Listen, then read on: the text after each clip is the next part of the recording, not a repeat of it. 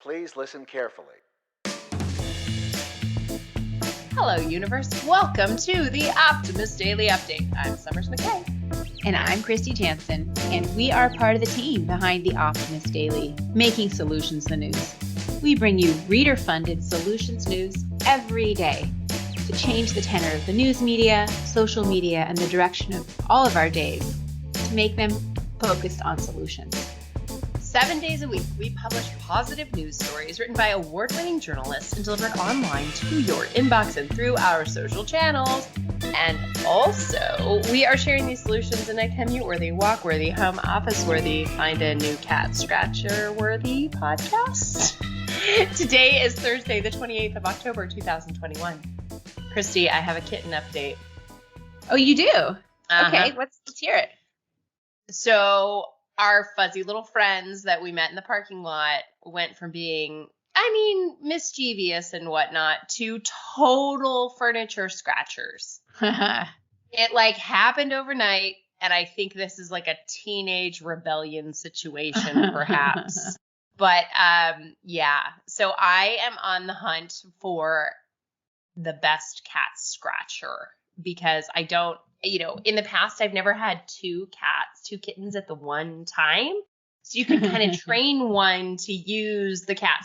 Anyway. Yeah, but the little spray bottle doesn't go that far. Not that fast. Exactly. I'm running around the house like a crazy lady with my spray bottle. No, don't go there. Don't scratch that. Anyway, it's very funny. And they keep me on my toes. But yes. So I would say that anybody else who is training kittens listening to the Optimist Daily Update is a great thing to do while trying to train your kittens, which I think would have made a far less interesting movie than How to Train Your Dragon, How to Train Your Kittens. Mm-hmm. We should do like a YouTube parody. I can see it in all of our excessive free time. Yes. So, there's probably some crossover happening there too. Exactly. Pets of all form it's all about training. Yeah. And consistency. Yeah, maybe we need to find like an editorial advisor for the Optimist Daily pet section, which I think, we have some great categories on the Optimist Daily, right? And people love all of, the new layout. We've got environment and science, and one of the subcategories in science is our favorite, space. But probably in lifestyle, we need to do a pet category, I think. Mm-hmm. Anyway, so yes, I am just sitting in my crazy animal lady beat. What's happening in your world today? In my world? Oh my goodness, I was not prepared for this. I'm just been focused on work and getting busy. That's getting busy, getting re-inspired, right? Getting fired up. Yeah. So it turns out that actually this time of year, September, October, and as we round out October, this is actually a more active time of year for people who are revisiting resolutions, are looking for career shifts or changes, or are embarking on new projects than the new year. And it's also the time when people start planning vacations because we start looking ahead and start thinking about, what's new and different. So I actually think you are very much in this. I know I am in this. What can be different in 2023 phase right now? Wait, you skipped an entire year. We already lost 2020. 2021 is pretty much, exploded as well. So let's think about 2022. That's so funny. And the reason I did that is because I'm sitting here doing financial forecasts for the Optimist Daily all the way through 2024. So I did just completely skip 2022. But 2022 should not be skipped. Instead, it should be a great year to adventure, right? Yes. Yes. Good adventure, dignified adventure, accessible adventure. Yeah. What's your headline today? Well, my headline, queuing into travel, is Air for All hopes to make dignified air travel accessible for everyone. Now, as we somewhat queued up, everyone is certainly craving new surroundings, new landscapes, but most people would probably rather skip over the part where you're confined into a cramped, teeny tiny airline seat for hours and hours in recycled air. That being said, There's a moment of gratitude because not all of us are fortunate enough to have a seat on an airplane that can adequately accommodate us. It's actually a privilege. So it turns out Chris Wood, the founder of Flying Disabled, has been campaigning for accessibility in aviation since 2015. And in collaboration with design studio Priestman Good, has created an inclusive airplane seating system that allows for powered wheelchair users to comfortably remain in their own wheelchairs for the duration of the journey. Now, if you think about this, if you are a differently abled person, if you are in a wheelchair, many wheelchair travelers actually have to surrender their powered wheelchair to the airline, putting it at risk for damage, and then get into a really even less comfortable than our own airline seat, airline wheelchair. So what they're looking at is a design that offers safe and dignified air travel for all. Now, the reason that this hasn't been a priority is because in the past, economic pressures really do reduce revenue of airlines who have to reduce their seat count, right? Mm-hmm. So reducing the seat count to make it accessible for folks in wheelchairs makes it not an economically viable solution.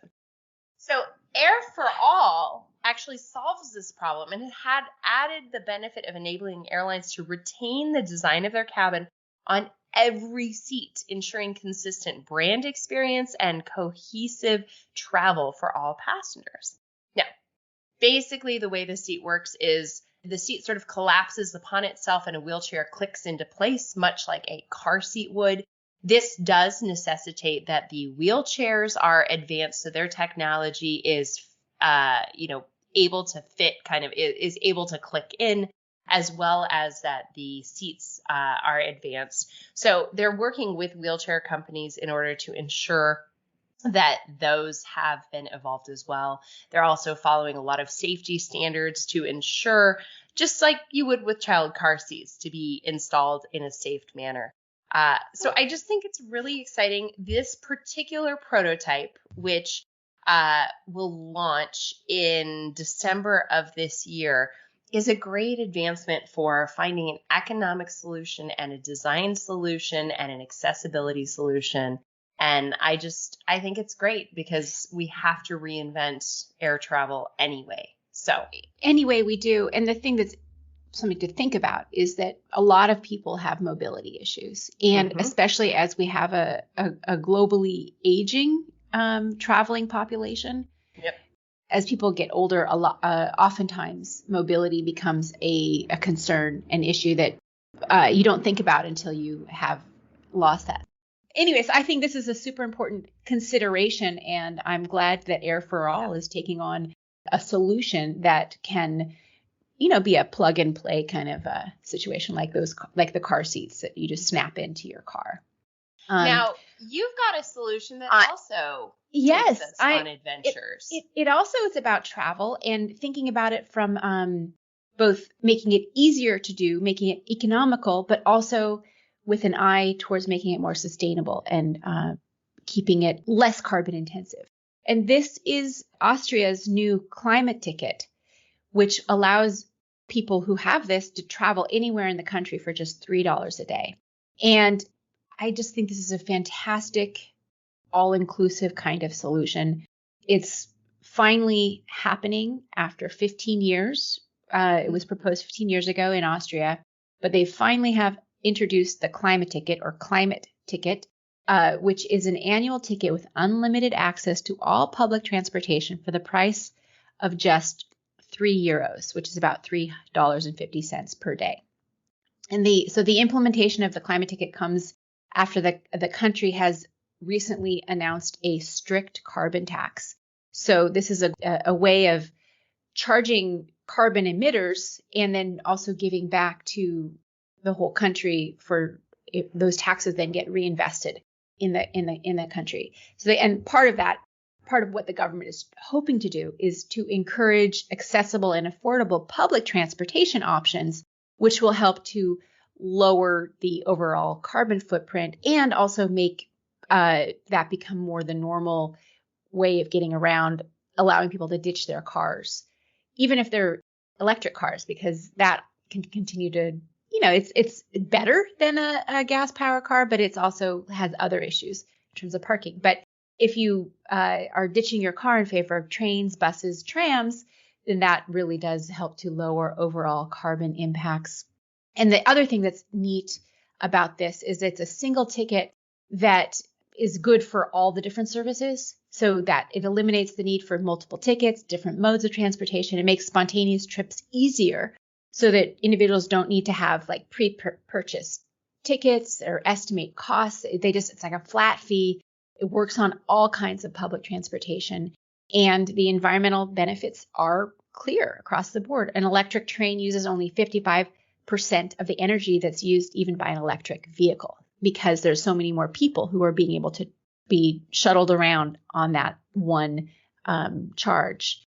I participated in a transportation panel a few years ago, and the city of Los Angeles was talking about doing something similar. So this is exactly the kind of program that needs to get rolled out in cities around the world and in countries around the world. So it's an interesting experiment. We're going to be tracking it.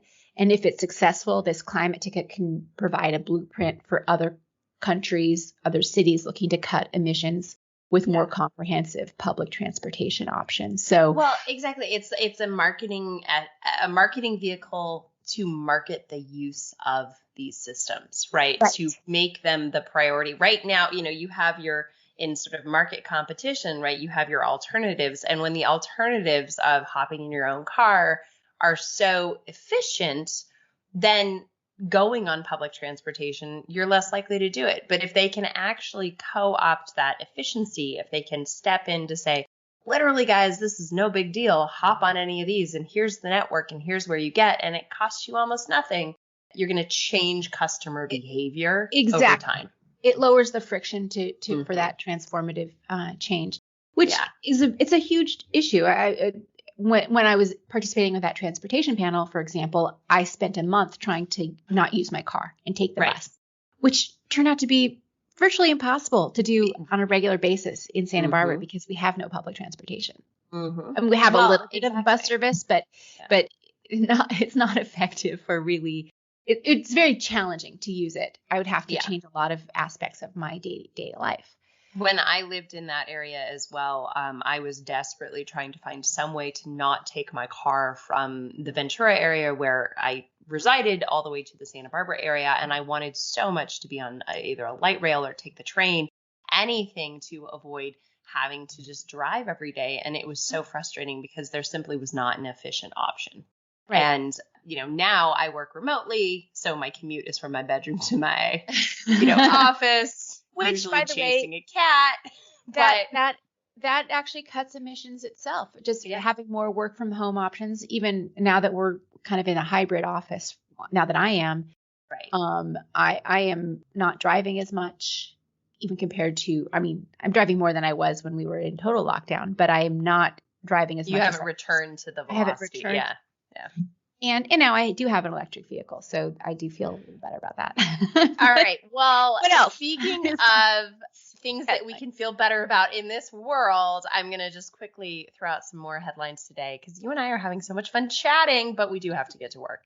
So some other headlines today include yet another study confirms cognitive benefits of green space. Yay! I love all my new trees. Unusual fruit byproduct makes tilapia fish healthier and stronger. AMC theaters to offer open captioning showtimes at 100 U.S. locations. McDonald's to phase out plastic toys in Happy Meals by 2025. What else, Kristy? Well, there's also a science-backed playlist that's full of songs that can give you the chills. That's ready for Halloween. Exactly.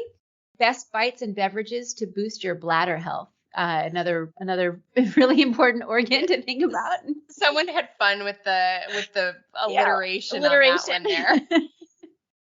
There's a vending machine that gives free drinks to people to get them talking again. Oh, interesting. It's in Japan. Mm-hmm. And 5 ways to get your kids to eat more vegetables. Super important when all they want to do is eat their Halloween candy. But I'm learning the art of hiding vegetables, and I can always convince my daughter to eat peas, but learning the art of hiding vegetables, I think, is a critical parenting skill. So zucchini bread, yum. All right. Well, everybody, we're going to wrap up. Thank you for listening to the Optimist Daily Update. We love talking to you. Kristy, I love talking to you too. And we love sharing positive solution-based stories with ideas on how you can participate in this changing world and ensure it is changed for the good. Hey, Kristy, since it's the end of the month, what do we want people to do? We want you all to consider becoming an emissary on the optimistdaily.com. That's how we keep our lights on. That's how we keep the website going. That's how we pay our writers. And that's how we make it happen on the optimistdaily.com. But for just $5 a month or more if you have the means, you can help support reader-funded independent journalism and be part of the solution-changing consciousness that addresses our world's biggest challenges with that problem-solving mindset. Please help us keep the Optimist Daily free for everybody who needs it, supported by those of us who can. Thanks, everybody, again. We love our morning time with you all, and we'll be back tomorrow with more solutions. Have a great day, everybody.